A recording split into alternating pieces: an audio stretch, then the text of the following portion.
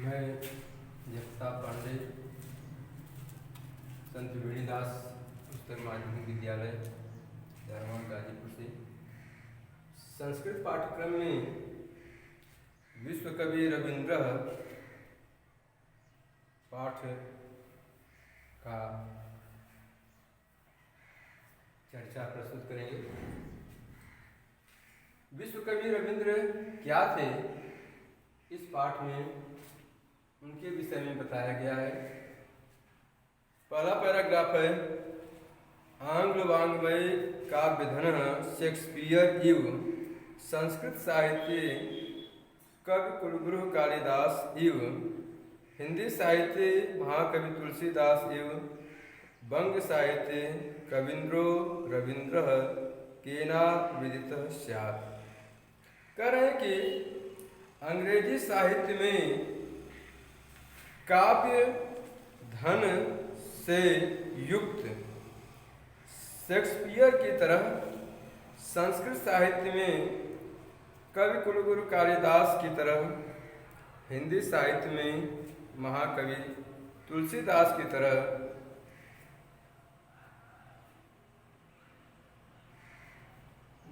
महाकवि तुलसीदास जी की तरह बंगला साहित्य में कवींद्र रविंद्रनाथ टैगोर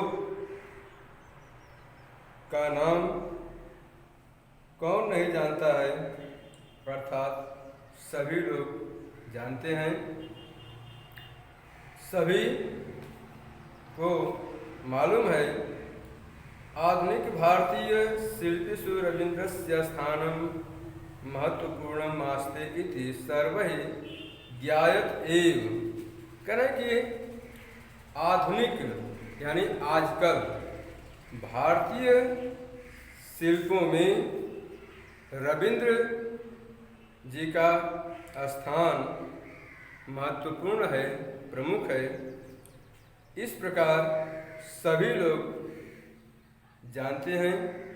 तस्य बहूनि योगदानानि पार्थक्येन वैशिष्ट्यं लभन्ते। उनके अनेक प्रकार के योगदानों को पृथक पृथक रूप से, अलग अलग रूप से उनकी विशेषता प्राप्त होते हैं। न केवलम आध्यात्मिक सांस्कृतिक क्षेत्रेषु तस्य योगदानं महत्वपूर्णम् अपि। कहें कि उनका केवल अध्यात्म में ही नहीं, सांस्कृतिक क्षेत्र में भी, सांस्कृतिक क्षेत्र जो होता है वह नृत्य गीत आदि का क्षेत्र होता है। सांस्कृतिक क्षेत्र में भी उनका योगदान महत्वपूर्ण भी है, और महत्वपूर्ण होते हुए भी उन्होंने रचनात्मक साहित्य कार्यापि यानी रचनात्मक साहित्य की रचना करके भी तस्य नाम लोकेषु सुविदितमेव सर्वैः। उनका नाम संसार में सभी लोगों को मालूम है, जानकारी है, और इसी तरह से संसार में ख्यात को प्राप्त करते हैं। सभी लोग उनके नाम को जानते हैं।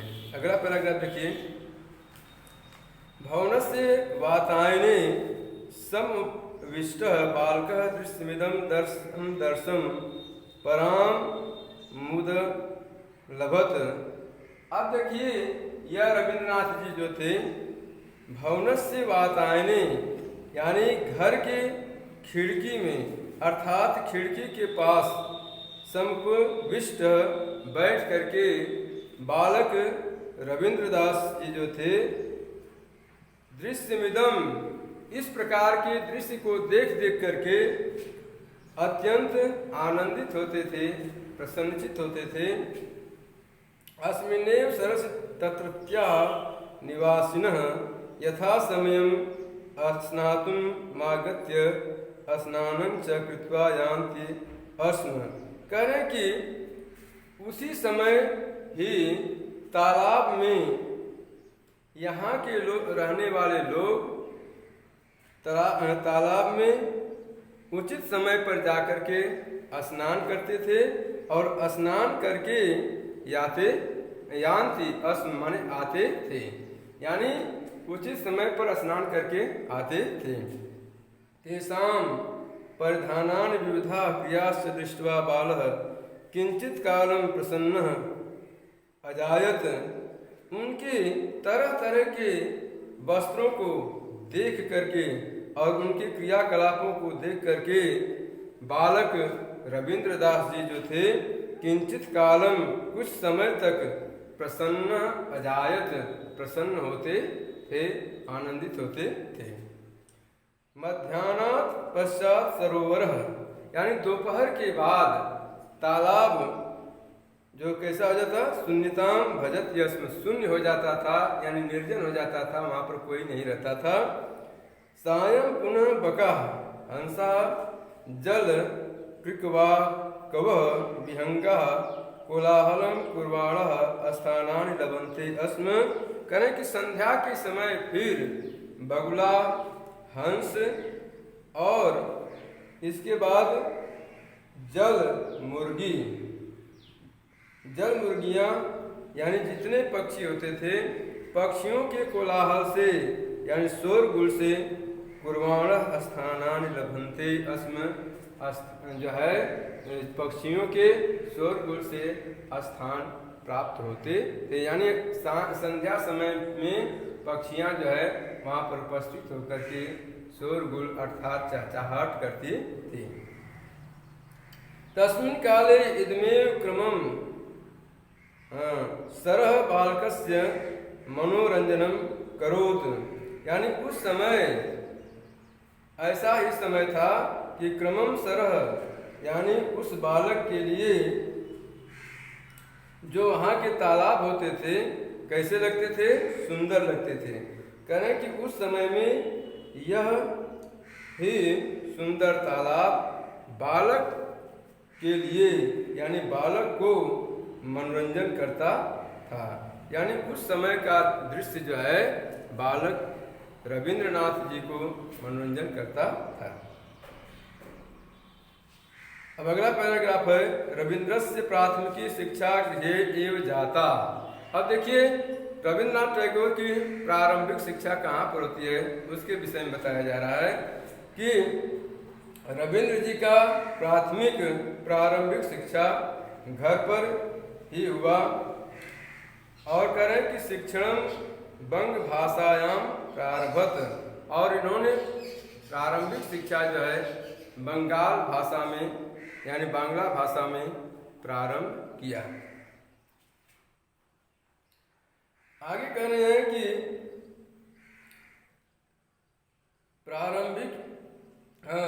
प्रारंभिकम विज्ञानम संस्कृतम गणितमिति त्रयो पाठ विषया अभूवन, यानी प्रारंभ में इन्होंने विज्ञान, संस्कृत, गणित 3 पाठ्य विषय इनका हुआ, यानी पढ़ने का विषय जो है 3 था। कौन कौन? विज्ञान, संस्कृत और गणित हुआ। प्रारंभिक गृह शिक्षायां समाप्तायां बालकः उत्तर कलिकता नगरस्य ओरिएंटल सेमिनार विद्यालय प्रवेशम लभत। करें कि प्रारंभिक शिक्षा समाप्त करने के बाद बालक रविंद्रनाथ टैगोर जी कलकत्ता शहर के उत्तर दिशा में ओरिएंटल सेमिनार विद्यालय में प्रवेश प्राप्त किया। तदनंतरम नॉर्मल विद्यालय गतवान, उसके बाद वह नॉर्मल विद्यालय में गए।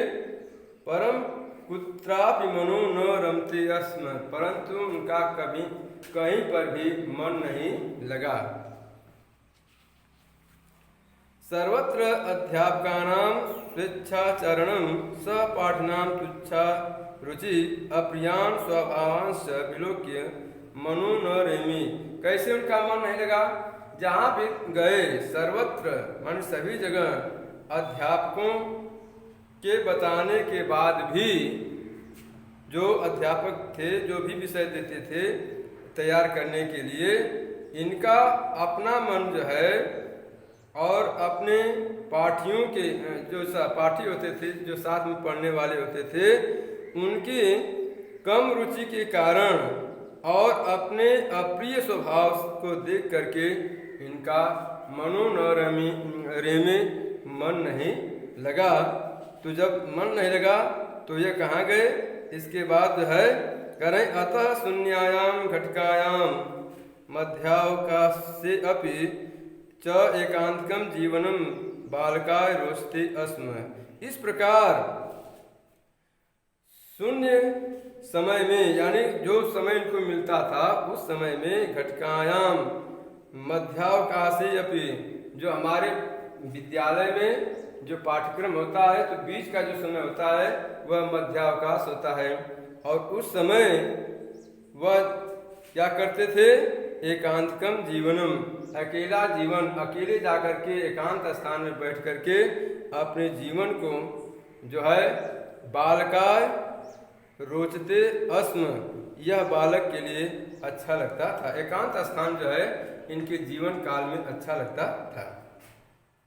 बालकस्य मनः विद्यालयेषु न रमते इति विचिन्त्य जनको देवेन्द्रनाथ त्रिसप्त अधिकाष्टादश ततमे ख्रीष्टाब्दे करें कि बालक रविन्द्रनाथ जी के मन को विद्यालय में न लगते देख करके इस प्रकार सोच करके उनके पिताजी जो देवेंद्रनाथ थे सन 1873 ईस्वी में सुनोरूपयन संस्कारम विधाय तम स्वयं सार्धमेव हिमालयम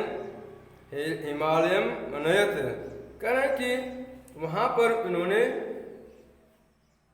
इनके संस्कार को सुनोरूप उपनयन संस्कार, एक उपनयन संस्कार होता है जिसको जनेऊ संस्कार कहते हैं, उस संस्कार को करने के लिए, उपनयन संस्कार को करने के लिए इन्होंने क्या किया? जानकर, उनके पिताजी उनके उपनयन संस्कार को जानकर के तम स्वयं सार्धमेव उनको अपने साथ हिमालय ले गए। तत्र पितुः संपर्केण बालकस्य मन स्वच्छतां भजत। वहाँ पर अपने पिता के संपर्क में होने पर बालक का मन स्वच्छतां भजत, यानी स्वच्छता रूप से अपनी इच्छा के अनुसार लगा। तत्रत्यस्य भवनस्य पृष्ठभागे हिमाच्छादिताः पर्वत श्रेणयः आसन। और करें कि उसके घर के पिछले भाग में बर्फ से ढके हुए पर्वत श्रेणियां थे।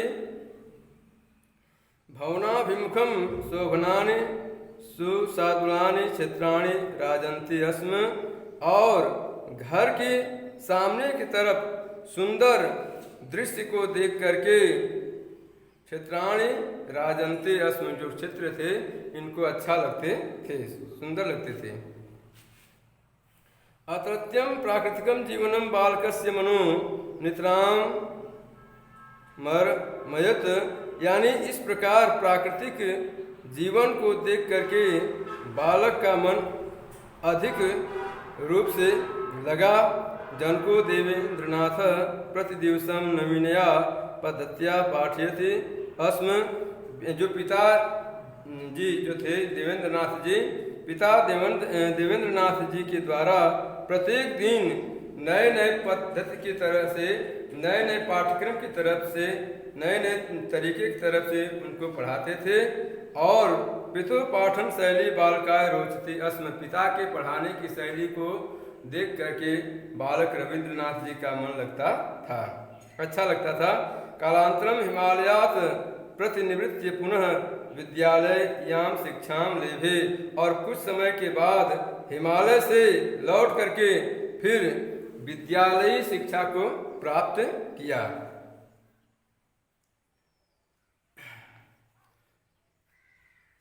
सप्तदश वर्ष देशीयो रविंद्रनाथ अष्टसप्तध्य अधिका अष्टदश ततमे ईस्वीयाब्दे सितंबर मासे भ्रात्रा न्यायाधीशेन सत्येंद्रनाथेन सार्धं विधिशास्त्रं धयितुं लंदन नगरम गतवान। करें कि 17 वर्षीय, हाँ, करें कि 17 वर्ष की अवस्था में रविंद्रनाथ जी अष्टसप्तध्य अधिकाष्ट 10 में, करें कि इन्होंने 1880 ईस्वी में जो है वहाँ पर कहाँ गए, करें कि सितंबर महीना में भ्रात्रा, उनके भाई जो थे वह न्यायाधीश थे, भाई न्यायाधीश के साथ सत्येंद्र नाथेन, उनका नाम था सत्येंद्र नाथ, उनके साथ विधि शास्त्रम अध्येतुम, यानी विधि शास्त्र का अध्ययन करने के लिए, यानी कानून शास्त्र का अध्ययन करने के लिए कहाँ गए, लंदन नगरम गतवान, लंदन नगर गए। दैवयोगाद रविंद्रस्य वरिष्ठर पदवी पूर्णताम नागता, भाग्यवश यानी दैव संयोगवश जो है रविंद्रनाथ जी का जो वकालत की पदवी था वह बैरिस्टर की पदवी को पूर्ण नहीं किए।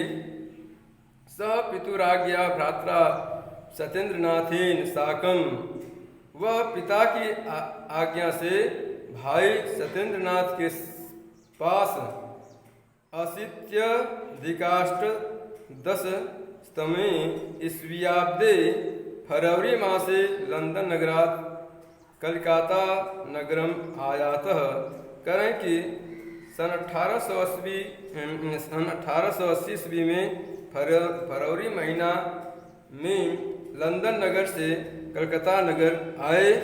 इंग्लैंड देशस्य वर्ष द्वयावासे पाश्चात्य संगीतस्य सम्यक परिचय अस्तेन लब्ध, करें कि इंग्लैंड देश के वर्ष द्वयावासे यानी 2 वर्ष रहने के बाद इन्होंने जो है पाश्चात्य संगीतस्य यानी पश्चिमी संगीत का सम्यक माने उचित रूप से परिचय अस्तेन लब्ध, परिचय प्राप्त किया। साहित्यिक प्रतिभाया विकास, इनका साहित्य के प्रति प्रतिभा का विकास कैसे हुआ इसे हम नेक्स्ट डे पढ़ाएंगे।